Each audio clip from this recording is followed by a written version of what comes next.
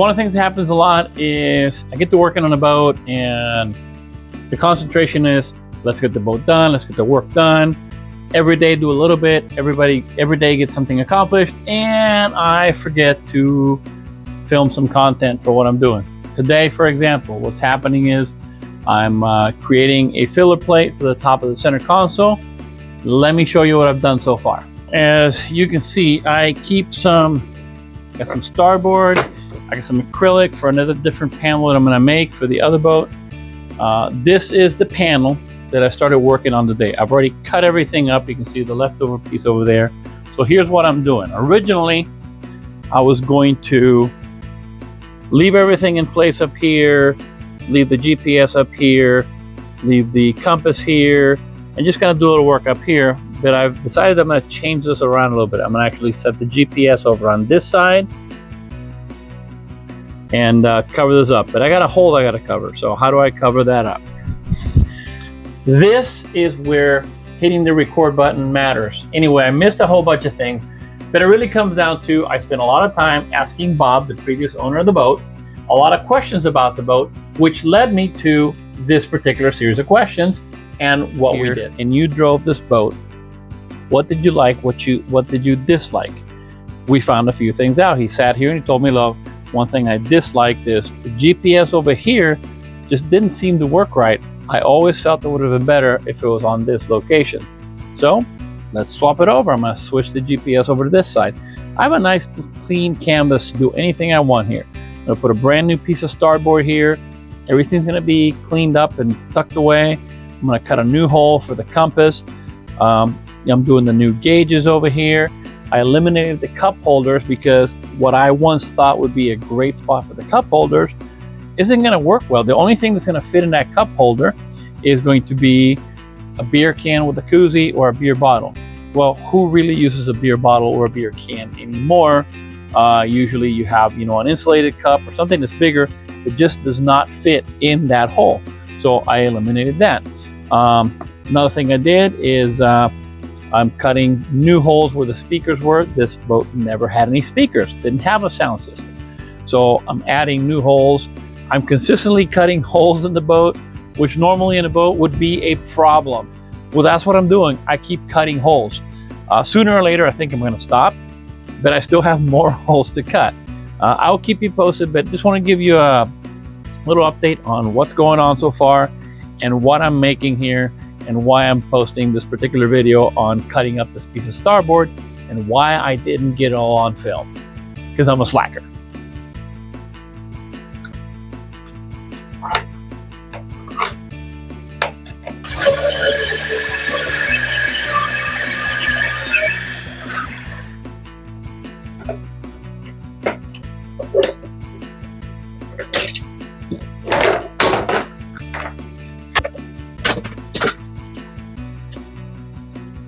This piece is going to go right here. So now we have a whole brand new surface where all I have to do is drill one hole right there for the GPS. I'll drill my hole right there for the compass, and we're good to go. So what we're going to do here is just going to take the 1 inch mark and do that. The same thing here at the 1 inch mark.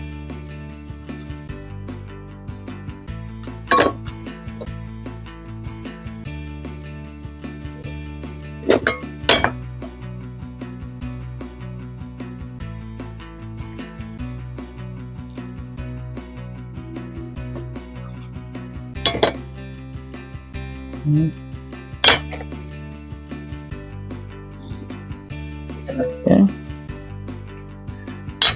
Here. We're going to go at the 1 inch mark right there. There's our first corner. Here's our second corner. And we go 1 inch from here. So it's going to give us location. So this is where our corner holes are going to go right here. And then what I'm doing is going to split this out and give myself, because I do have right here a much easier measurement to work with, which is 28.5. I'm going to split this so I have 2, 4, and 5 holes here. Then I'll make these line up with the top holes. So we know that the center of this is 28.5, which puts us a 14.25 here. So as long as we got, I left the factory finish here at the bottom. So 14.25 puts us, now somehow I ended up with 2 marks here. Don't ask me how I did that. But 14.25 would be this mark, not that one. If I go 14.25 here, we know that my measurements have to be somewhere in there. And I just have to split this up 2 more times. So 14.25, we know I have 7 1/8 to this side. I'll do the same from here. 7 1/8 right there. And we'll just take this line. We'll go up 1 inch right there and right there. At the 1 inch mark, we're right there. All the way up. I'll just measure 1 inch down. 1 inch down. 1 inch down.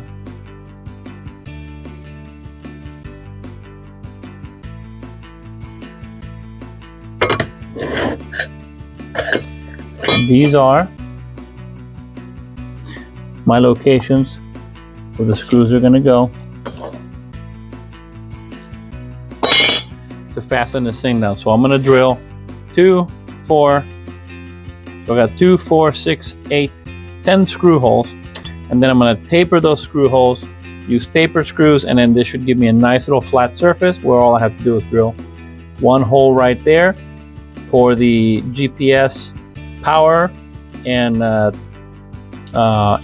sensor wires that come out of here, and then I'll have to cut a hole right here in the middle for the compass. I think I've mentioned this before. StarBoard works a lot like wood. So I'm going to take my sander with some pretty good grit sandpaper. I'm just going to sand these surfaces down smooth.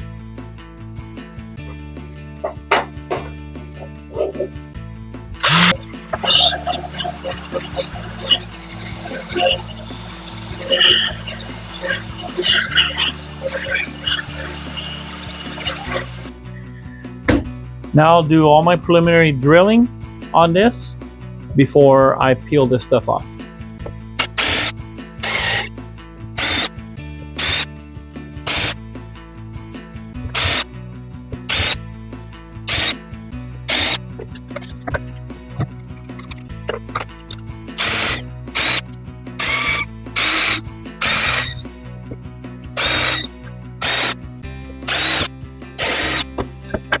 Now there are many ways to countersink a hole into a piece of StarBoard like this. This is what I'm going to use. I'm going to use this because this is what I have. This is a tool designed for woodworking, and it's designed to give you a countersink. Basically, we're going to make it so that when that screw goes in, it sits basically flat. You have to be very careful with this. You can go too deep and get the screw too deep into the hole. But that's what I'm going to use. I'm not going to go out and spend any money on special or more expensive tools. I'm going to use what I have, and this is what I have. I'm also going to drill these holes out just a little bit bigger because I want to be able to get the screw, which is going to be one of these guys, through here without having to fight it. So I'm going to drill this out just a little bit bigger.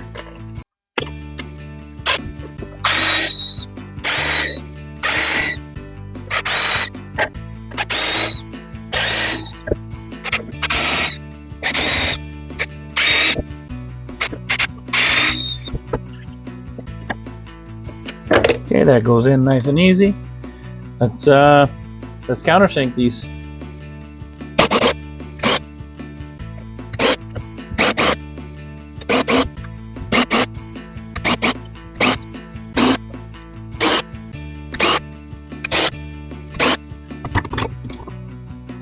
Now, remember, they do make tools specifically for doing all these countersinks and all that stuff. I'm just not going to go buy any special tools to do this job.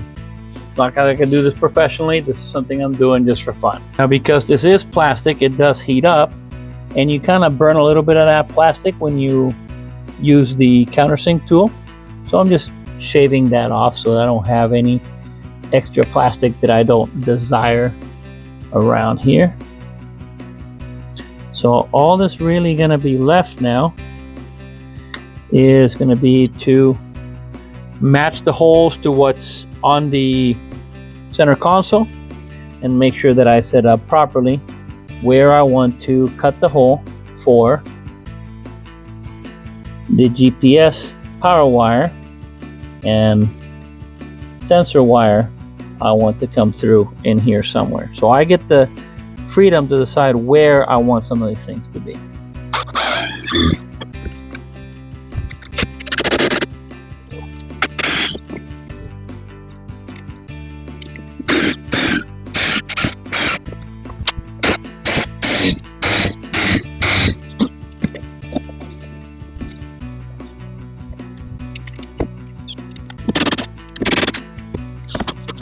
Okay, so now that I got this figured out here, this is where the compass is going to go.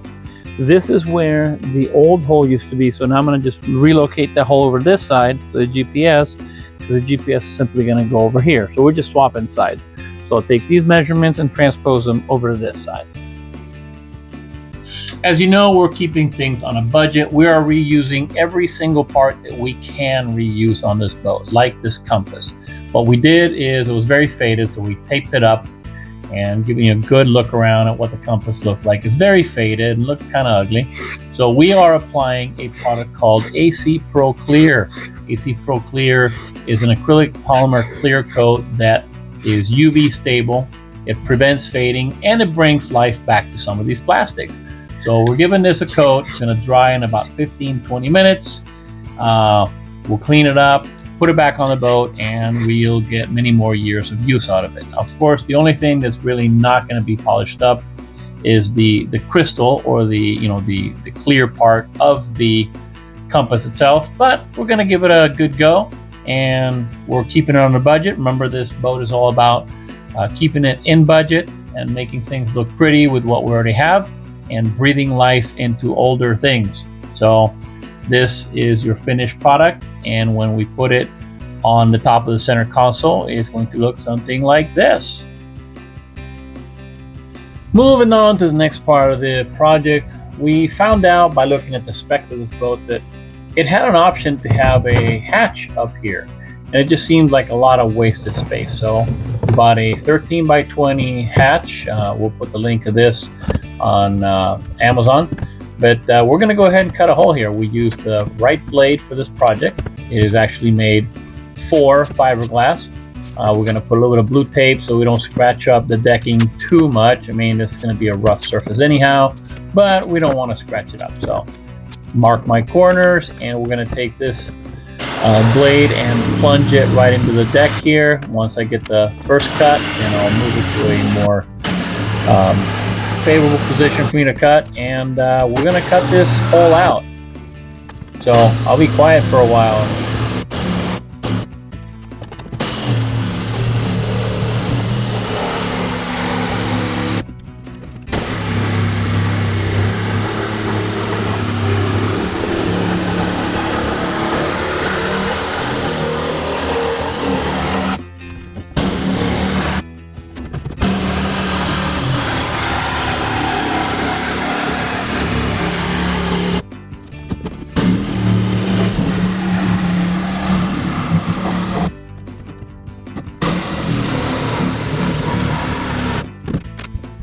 We're going to clean up a little bit as we go because the wind picks up. I don't want to breathe in any of this stuff. I mean, we're outside and everything, but I just don't need to breathe up any of this. So let's get back to cutting.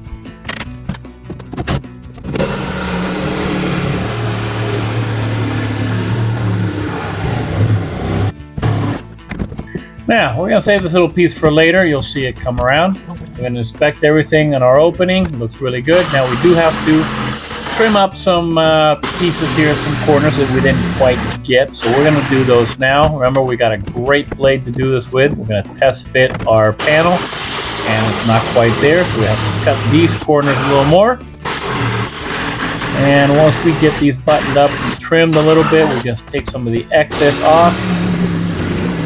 And let's see how these corners are going to fit. Look at that. Perfect fit on that panel.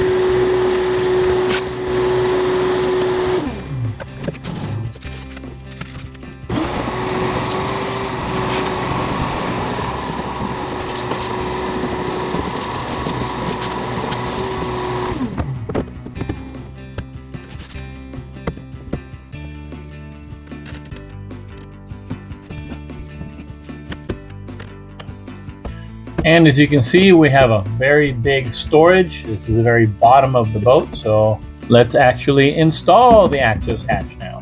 We're gonna need our handy dandy screwdriver drill. We got some stainless steel screws. We got a regular drill. We are also gonna need our 4200 to make a good seal. And let's prep to get this done. Get ourselves set up over here. And first thing we do is drop the screws and lose them. And we will drill with the panel, access panel in place. We're going to drill all the holes for this panel to make sure that nothing moves on us and that we're going to have all the holes in the exact right spot. So once we get all the holes drilled, then we're going to go ahead, clean up a little bit on that. And then we will take our 4200 and we're going to put a nice bead on all the way around the access hatch itself. We want this thing to seal up well. It is not really a part that we think ever has to really come off. If it has to come off, then I guess I'll cut it off. But this is going to be a permanent part of the boat. This is not meant to be removed. We're also going to put a little bit of 4200 in every single one of the screw holes that we drilled. And then we'll put a second pass of the 4200 right along the top edge and both side edges of where the actual panel is going to set. And we'll put that panel in place. And once we get it in place, we will get our stainless steel screws put in a cross pattern to get the kind of top, bottom, and the two sides first. And we'll get into the corners. And once we got that done, it's stretched out really wide, really nice. We're not going to get anything looking weird, and it fits perfect.